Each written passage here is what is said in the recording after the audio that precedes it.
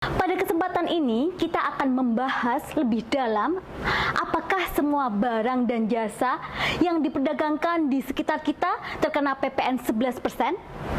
Saya, Vina Sadigraha, mengajak kawan pajak untuk kepoin podcast Cupang, curhat bareng Pajak Kupang, tentunya di episode PPN 11%. Di podcast Cupang, curhat bareng Pajak Kupang, perdana kali ini telah hadir di sebelah saya, yaitu Bapak Kuswanto. Selamat siang Bapak Kuswanto, senang sekali bisa hadirkan di acara podcast Cupang kita. Baik, beliau adalah salah satu account representatif yang ada di KPP Pratama Kupang. Baik, kita langsung saja ya Pak Anto ya. Sesuai dengan tema podcast kita kali ini mengenai PPN 11%, sebenarnya apa yang menjadi latar belakang penyesuaian tarif PPN dari 10% menjadi 11%? Untuk latar belakang adanya penyesuaian tarif 10% menjadi 11%, yang pertama adalah amanat dari Undang-Undang Harmonisasi Perpajakan, di mana di pasal 7 sudah dijelaskan rinci terkait dengan penyesuaian tarif PPN. Yang kedua, itu efisiensi PPN di Indonesia masih dibilang belum optimal, itu masih di angka 60-an%. Kemudian yang ketiga adalah tujuannya untuk memperluas basis pemajakan di sektor PPN. Yang keempat, tentunya harapannya nanti dapat meningkatkan penerimaan untuk membiayai APBN. Kemudian tarif PPN di Indonesia itu masih dibilang masih di bawah rata-rata, di mana di dunia itu tarif PPN rata-rata sekitar 15%. Kalau untuk di Asia itu sekitar 12%. Sedangkan kalau di Asia Tenggara itu kisarannya antara 7 sampai 12%. Jadi tarif 11% di Indonesia masih di bawah rata-rata dunia, Asia maupun Asia Tenggara. Kemudian tarif PPN ini kan berlaku 10% mulai tahun 1983. Iya. Gitu. Jadi belum pernah ada penyesuaian tarifnya, hingga tahun 2021 baru disesuaikan tarifnya. Kemudian yang terakhir, tentunya ini bagian dari reformasi perpajakan dengan harapan perpajakan kita bisa lebih adil, kemudian optimal dan bisa berkelanjutan. Gitu. Oke, kalau kita melihat ke belakang di tahun 2021 kita mempunyai target pajak yaitu 1.229,6 triliun dan tercapai 1.277,5 triliun. Nah, ini sekitar 103% ya, Pak Anto ya. Nah, sebagai bagian dari reformasi perpajakan yang telah dijelaskan tadi, selain penyesuaian tarif PPN, apakah terdapat kebijakan pemerintah yang juga memperingan tarif pajak untuk masyarakat? Ya, jadi memang terkait dengan kenaikan tarif PPN ini tidak bisa kita hanya lihat dari kenaikan 10% menjadi 11% gitu. Ya. Tapi kita perlu lihat juga dari aspek yang lain, dari aspek PPh-nya juga. Di mana di Undang-Undang HPP ini ada keringanan-keringanan yang diberikan kepada wajib pajak. Yang pertama adalah untuk UMKM orang pribadi gitu, itu yang semula berapapun omsetnya itu wajib membayar pajak 0,5%. Gitu. Entah itu omsetnya 10 juta, 20 juta wajib bayar pajak 0,5%. Tapi dengan Undang-Undang HPP ini itu ada batasan untuk UMKM orang pribadi yang peredaran brutonya atau penjualannya masih di bawah 500 juta atau paling besar 500 juta itu tidak perlu bayar pajak lagi 0,5%. Berarti tidak usah membayar pajak ini ya? Ya, okay. Itu berlaku mulai 1 Januari 2022. Oke. Gitu. Kemudian untuk orang pribadi sebagai karyawan atau pegawai itu tarif PPh pasal 21 layer untuk yang 5% itu yang semula dikalikan 50 juta, sekarang batasannya dinaikkan jadi menjadi 60 juta. 60 juta. Jadi selisih antara 50 sampai 60 juta sekitar 10 juta itu harapannya bisa digunakan untuk konsumsi gitu ya. Iya. Kemudian Kalau kita lihat sebelum Undang-Undang HPP ini kan ada namanya Undang-Undang Cipta Kerja ya, Pak ya. Di mana di situ juga diberikan fasilitas juga atau pembebasan pajak terkait dengan pembagian SAU kepada anggota koperasi. Jadi yang semula pembagian SAU kepada anggota koperasi itu dikenakan pajak 10%, tapi sekarang itu sudah bukan objek lagi, jadi tidak dikenakan pajak lagi. Kemudian pembagian dividen kepada orang pribadi itu tidak dikenakan pajak, asalkan itu diinvestasikan. Diinvestasikan kembali Oh, gitu. baik. Dan itu dalam bentuk deposito, tabungan gitu ya. Kemudian untuk pembagian dividen kepada wajib pajak badan itu sekarang juga tidak dikenakan pajak. Kemudian adanya juga percepatan restitusi dengan nilai tidak sampai 5M. Itu ada percepatan proses pengembalian pajaknya. Iya. Gitu. Berarti kita tidak boleh melihat dari satu sisi saja ya, bahwa PPN naik dari 10% menjadi 11%, tapi ternyata pemerintah juga memberikan kebijakan-kebijakan yang mudah untuk tarif pajak yang lainnya sehingga masyarakat dapat memanfaatkannya itu. Begitu ya? Benar. Baik.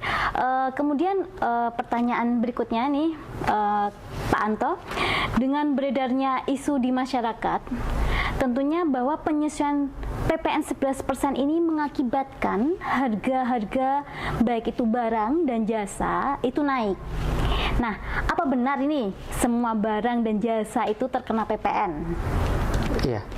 Kalau kita berbicara terkait dengan barang atau jasa, itu tidak semuanya dikenakan PPN. Oh, tidak semuanya tidak ya? Semuanya. Padahal saya sering mendengar itu semuanya kena PPN gitu. Nah, iya. Paling sering kan kita dengarkan sembako, terus pendidikan, itu kan dikenakan PPN. Nah, sebelum ke sana, mungkin perlu kita pahami juga terkait dengan PPN ini kan ada yang namanya objek PPN dan non-objek PPN atau bukan objek PPN. Nah, yang dikenakan PPN itu adalah yang objek PPN. Objek PPN. Nah, objek PPN. Kemudian objek PPN ini juga dibagi lagi. Ada yang dibebaskan. Jadi termasuk objek PPN tapi dibebaskan. Kemudian ada yang objek PPN tidak dipungut PPN-nya, atau objek PPN dipungut PPN-nya gitu. Nah, kemudian terkait dengan dampak dari kenaikan ini hanya yang terkait dengan yang termasuk objek PPN dan dipungut PPN-nya. Gitu. Iya, berarti kan tadi kan dijelaskan bahwa ada yang memang bukan objek PPN, kemudian objek PPN tapi dibebaskan, objek PPN tapi tidak dipungut, dan yang terakhir memang objek PPN dan kena PPN. Ya, nah, bisa dijelaskan dikit nih, Pak Anto, yang saya karena sembako itu gimana? Sembako itu sebenarnya itu kena, tadi kan jelaskan bisa jadi nggak kena PPN ya, tapi beneran nggak itu nggak kena PPN ya? Ya, jadi kalau sebelum adanya Undang-Undang HPP ini, untuk sembako, ya, jasa pendidikan, jasa kesehatan itu termasuk non BKP atau bukan BKP, dan juga non JKP atau bukan jasa kena pajak. Tapi sekarang dengan Undang-Undang HPP ini itu menjadi objek BKP, BKP dan objek JKP untuk jasa pendidikan, jasa kesehatan. Nah, terkait dengan apa tadi, sembako ya, sembako itu sekarang jadi BKP, tapi dia mendapat fasilitas dibebaskan. Tidak perlu bayar pajak juga. Nah, jadi artinya dibebaskan itu kan dia sebenarnya mirip dengan bukan BKP atau non BKP, sehingga tidak ada PPN-nya. Gitu. Jadi meskipun itu masuk kategori BKP, itu tidak akan dikenakan PPN. Jadi sebenarnya sembako tidak ada kaitannya dengan kenaikan tarif sebenarnya. Oh iya. Gitu. Masyarakat tidak perlu khawatir ya. Nah, itu yang perlu diluruskan. Iya. Terima kasih Pak Anto.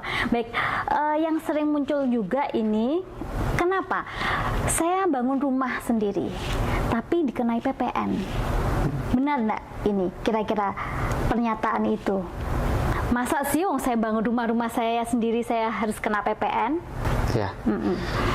Kalau terkait dengan kegiatan membangun sendiri ya, itu kalau di Undang-Undang Perpajakan itu namanya kegiatan membangun sendiri. Nah, Dimana sebenarnya itu bukan hal yang baru. Dari undang-undang mulai tahun 1983 di pasal 16C, ya, di pasal 16C itu sebenarnya sudah diatur mengenai PPN atas kegiatan bangun sendiri. Jadi apakah semua kegiatan membangun rumah itu dikenakan PPN?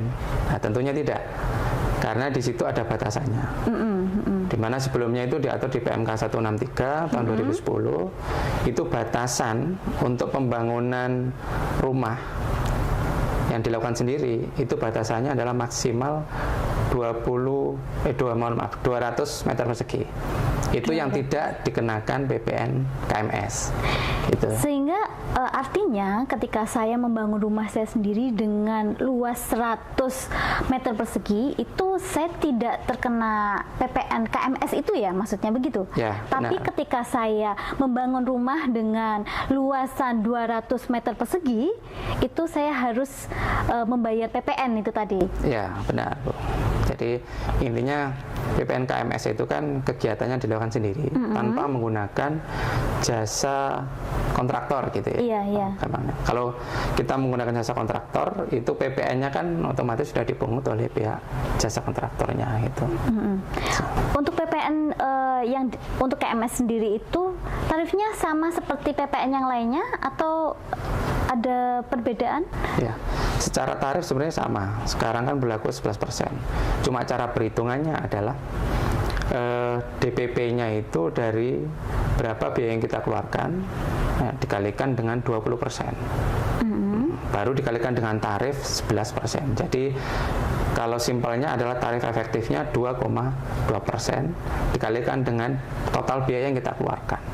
Gitu. Total biaya. Jadi tarif efektifnya 2,2%. Jadi kawan pajak tidak perlu khawatir untuk PPN KMS, karena untuk tarif PPN KMS sendiri bukan 11%, tetapi 2,2% ya. Lebih gampangnya untuk menghitung biaya yang kita keluarkan untuk kegiatan membangun sendiri. Ya. Baik, untuk yang pertanyaan terakhir nih yang sering ditanyakan oleh kawan pajak nih, Pak Anto. Selain pulsa, biaya isi ulang atau e-money dan dompet digital itu katanya juga kena PPN 11%. Wah, bagaimana ini, padahal kita sering banget belanja online yang menggunakan dompet pulsa. Waduh, berarti ini uang saya kena PPN. Gimana ini, Pak Anto? Ya, terkait dengan uang atau dompet elektronik itu sebenarnya tidak dikenakan PPN ya, Bu. Cuma yang dikenakan adalah atas jasa layanannya gitu ya. Jasa layanannya itu yang dikenakan PPN. Mungkin sebagai contoh misalnya kita top up atau ngisi OVO misalnya gitu ya. Di dalamnya sebenarnya ada biaya administrasinya gitu ya. Katakanlah kita top up OVO misalnya 100.000 misalnya. Ada biaya sekitar 2.000 misalnya. Nah, yang dikenakan PPN itu sebenarnya bukan serat dari totalnya, tapi hanya jasa layanannya aja atau biaya administrasinya lah gitu ya misalnya. Jadi yang dikenakan adalah yang 2.000-nya itu. 2.000-nya. Nah, jadi bukan uang kita yang 100.000 itu juga dikenakan PPN. Gitu. Tapi biaya administrasinya gitu. 2.000 kali 11%, gitu ya? Tarifnya memang 11%. Oke, baik. Terima kasih Pak Anto.